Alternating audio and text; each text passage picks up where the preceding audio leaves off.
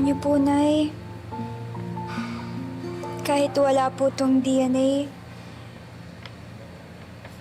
pakiramdam ko po talaga kahit noon pa na kayo po yung totoo kong nanay.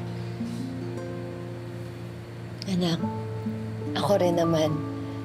Pero siyempre kailangan pa rin natin ng pruweba para sa mami mo. Magpalakas ka, ha? Marami tayong kailangan gawin. Hinihinayang lang ako na hindi ko nasubaybayan yung pagdadalaga mo. Nay, huwag niyo na po isipin yun. Hindi naman na po mahalaga yung past eh. Ang mahalaga po ngayon, makagawa po tayo ng magagandang memories dalawa. Kasama din si Tatay Danilo, si Lola Ligaya. Kaya huwag niyo na po isipin yun, Nay. Hindi pa huli ang lahat para maalagaan kita at gumawa tayo ng magagandang memories. Sige na, matulog ka na. O ha? Mahinga ka na, anak. Good night, Nay. Good night.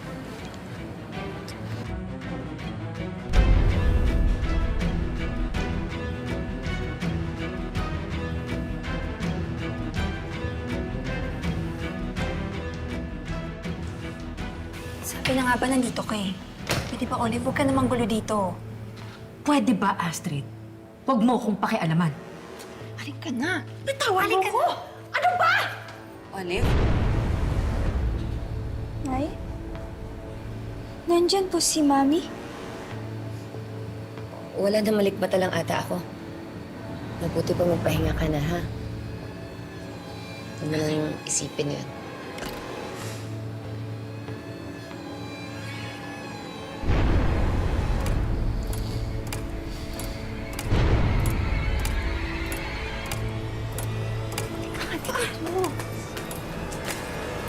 Ano ba? Hindi mo na ako dapat pinigilan. Wala namang mangyayari kahit sugurin mo sina Emma eh. Kapag na-videohan ka ulit, ikaw to magiging internet sensation. Magiging kahiya-hiya ka lang. Did you see that, Astrid? Ang saya-saya ni na Emma at Mookie. Na parang hindi man lang ako naiisip ng anak ko. Olive, hayaan na natin sila. No. Hindi ako papayag. I am Mookie's mother at hindi ako papayag na magpadihado. Meanwhile, itong si Emma na kidnapper, nagpapakasaya kasama si Mookie. Hindi ako papayag.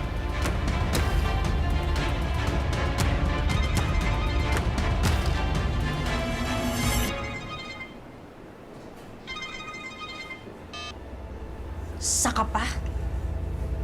What the hell do you want from me?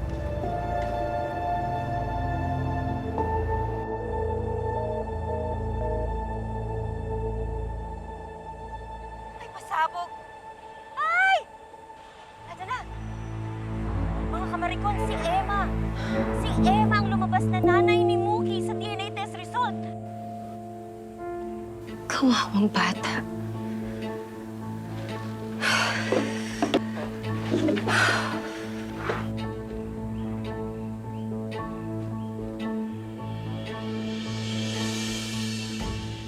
Sa totoo lang, nakakasawa na ring suotin to. Pero ayoko kasi talagang nagmumukhang si Ate Olive.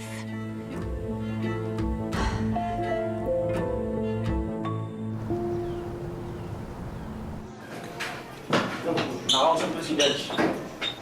Malaking tulong daw ang DNA test result at testimonya ng mga testigo niyo laban kay Ms. Caparas para mapabilis ang kaso at masampahan agad siya ng warrant of arrest. Titistigo rin po ako sa mga pang-aabuso ni Ma'am Olive kay Mookie. At saka sir, baka din po makatulong yung mga impormasyong alam ko. Patong-patong na ang kaso niya. Sir, hindi po ako mapalagay kasi parang nakita ko po si Olive na sumilip dun sa kwarto ni Mookie. Kilala ko yung babaeng yun. Sigurado akong gagawa siya ng paraan para makuha niya sa amin si Mookie. Gagawa po kami ng paraan para mahuli si Ms. Caparas. Lalo na matibay ang ebidensya niyo at mga testigo niyo.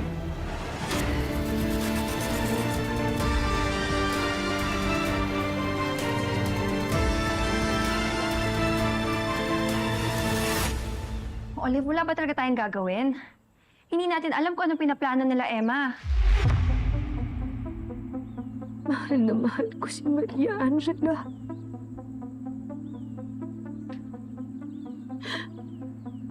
Ayokong mahal pa sa akin ang anak ko. Olive, stop with these delusions. Hindi si Maria Angela si Mookie. Isipin mo mabuti. Na-aksidente kayo ni Maria Angela and she didn't survive. Matagal nang patay si Maria Angela.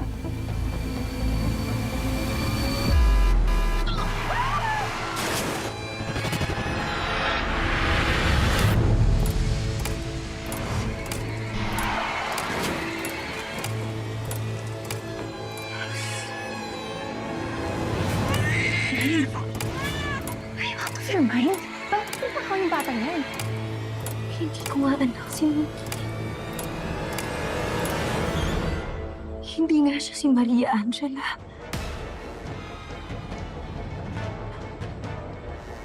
Pero siya ang bumuhay sa akin. Nung nawala sa akin si Maria Angela. Itinuring ko siyang parang sa akin. Mahal na mahal ko siya, Astrid. Olive, I understand. I really do. Pero kailangan mo din isipin yung sarili mo. Yung problema natin ngayon. Kausap ko si Attorney Galvez. Sinabi niya sa akin he's been trying to reach you but you're not answering. Kailangan natin planuhin yung depensa natin kapag kitasuhan tayo ni na Emma.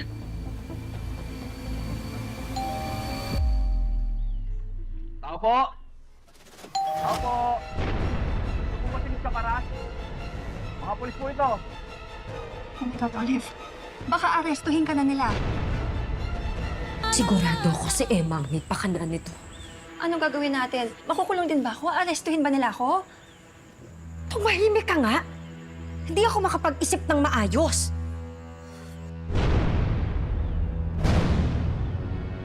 Tao po! Tao po! I don't wanna go to jail.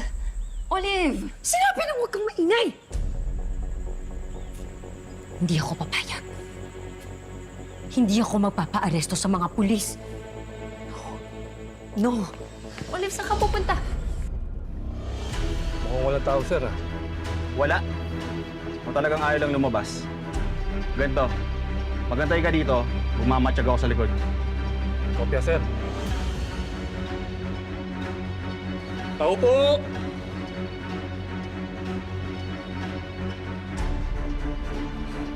Hindi nila ako maiisahan. Doktor ako kaya mas matalino ako sa kanila.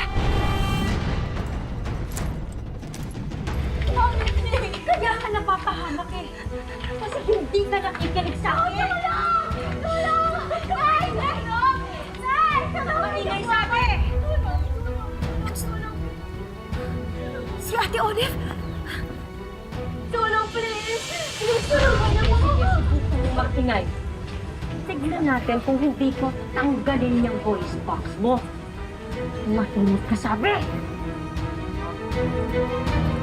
Tulong! Sarap. Ate, may nakita po kayong babae na pasyente, naka-wheelchair? Wala po, pero may hostage taking doon sa labas eh. Nay, tara! Okay!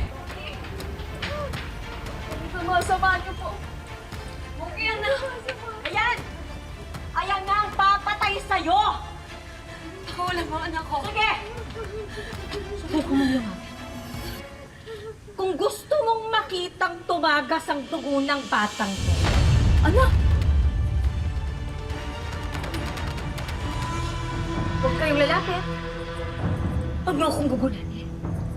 Baka mamaya masaksak ko si Mookie. Olive, nakikiusap ako sa'yo. Anak mo rin si Mookie. At alam kong mahal mo si Mookie.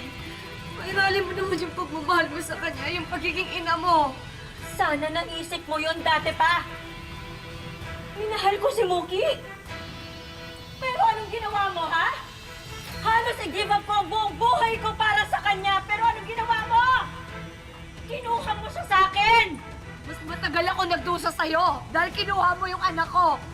Yun lang ang anak ko! Kung may natitira ka pang awa sa kanya. At pagmamahal, ibigay mo na siya sa amin, parang awa mo na, Olive. No! Ate! Ate, tumali! Tumali! Ate, please! Maawa ka naman kay Mookie!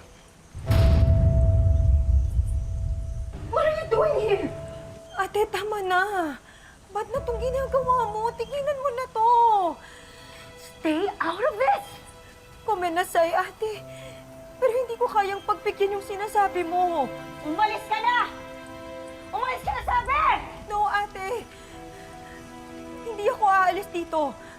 Dahil hindi ako papayag na maging masama ka. Because I care about you. Ate, mahal kita. Mahal kita kasi kapatid kita, ate. Magkakambal tayo.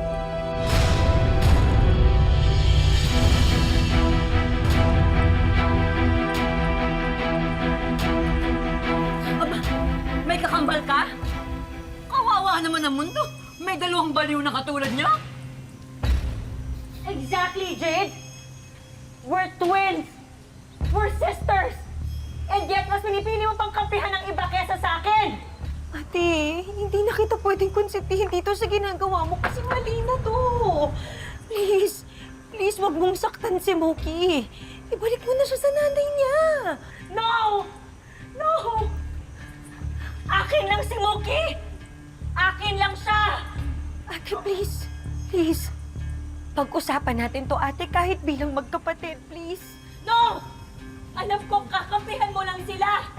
Because you don't care about me, Jade. Iniwan mo ko. You left me alone, Jade. Iniwan mo ko. Dahil inabuso mo, ate, yung kahinaan ko. Minanipulate. Ginamit. No. Ginawa ko lang lahat yun dahil concern ako sa'yo. Kung ano-anong droga ang binigay mo sa akin noon. Kinontrol mo ko ng gamit ang mga drogang yon. Ikaw ang dahilan, ate, kung bakit ako naging addict noon. Aba, pusher ka din pala. At hindi ako papayag na gawin mo rin kay Mookie lahat ng mga ginawa mo sa akin dati, ate. Kaya please lang, maawa ka sa kanya. Hindi ako papayag na gawin mo ang lahat ng yun sa kanya ulit. Shut up! Oh my God, ang plot twist ng taon. Meron palang kakambal, si Olive Caparas. Pero katulad ng mga twin stories, itong si Olive ang evil. Oh my God, anong say mo dyan? Comment down below, comment yan. Stop lying, Jade! Hindi kita inabuso. You needed comfort and that's what I gave you. Ginawa ko lang kung ano ang sa tingin ko ang tama noong mga panahon na yun. Ganon din ang gagawin ko para kay Mookie. Kung kinakailangan kahit ano, gagawin ko.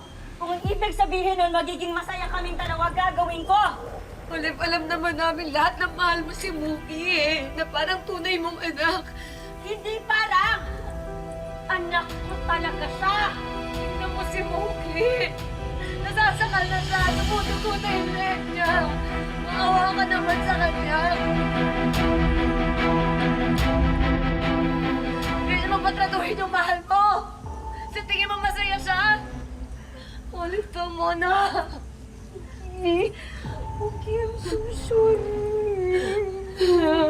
I'm so sorry kung nasasaktan kita, anak. It's just that mahal na mahal ka kasi ni Mami Mookie. I'm so sorry. Mami, hindi po dapat nakakasakit ang pagmamahal. Love is not selfish. No, no. Kung kinakailangan kong maging selfish, para sa'yo gagawin ko. Gagawin ko, Mookie.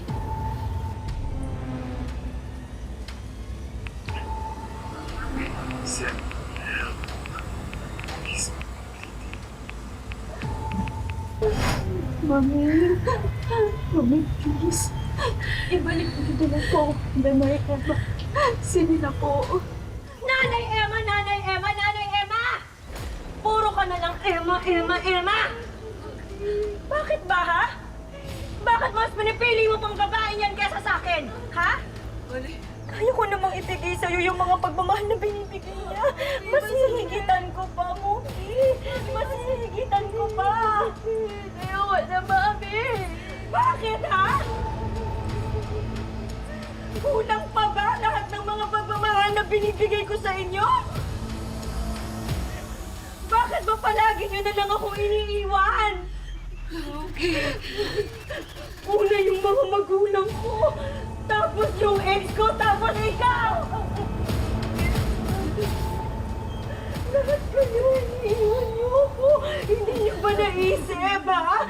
That I have so much love to give and yet, sinasayang niyong lahat yun. Pati ikaw. Dahil sobra ka nang magmahal, ate. Sinasakal mo na yung mga tao sa paligid mo ng dahil sa pagmamahal mo. No! Sinungaling ka! Tama po, Slay. Please, Mami, tama na po to, please. Ang dami na pong nasasaktan. Hindi niyo po ba nakikita? Hindi, Muki. Hindi ako titigil hanggat hindi ka na pupunta sa akin. Ha? Olive, wag. Sige! Ay! Ay, ate! Ate! Emma! Buka yung kunin sa akin si Moki! Nakagas ang dugo nito dito! Huwag mong lalawin yan! Huwag mo sasaktan ang apo ko! Moki! Moki! Emma! Ano si Muki? Ano yung hostage? Hindi na pupunta doon! Kukunin ko lang yung sasakyan.